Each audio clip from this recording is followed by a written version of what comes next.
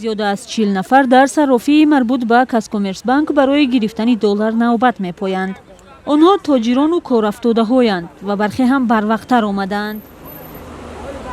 از 4 میبیون از 3 میبیون من نمیتونم از 4 3 اومدن ساری برای بومدو خونده بر اومدم یگان $10 هم نیافتم حاضر میرم خونه. нимсол мешавад субҳи барвақт саррофиҳои Казкоммерсбанк серодам мешаванд. муассиси бонки мазкур Казкоммерсбонки Қазоқистон аст. муштариҳо мегӯянд ягона бонк дар Тоҷикистон аст ки дар он ба шумораи бештари ниёзмандон доллар мефурӯшанд.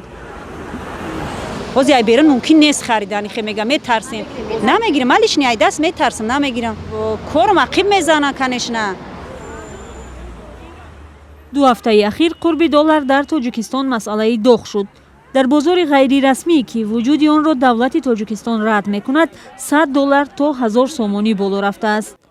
бонки миллӣ гуфтааст камбудани содирот бар воридот долларро камчин кардааст ва боиси боло рафтани қимати он шудааст. бар тибқи муқаррарот бонкҳо набояд ба як нафар бештар аз $200 дар як рӯз бифурӯшанд.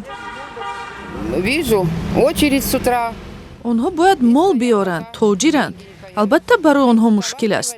роҳҳои гуногунро меҷӯянд. аз субҳ то замони пайдо шудани пул навбатпоӣ мекунанд. бино ба иттилои расмӣ рӯзе бонкҳо то $1,500,000 мефурӯшанд. муштариҳо шикоят доранд ки лимити доллар онҳоро ба мушкилоти зиёд мувоҷеҳ кардааст.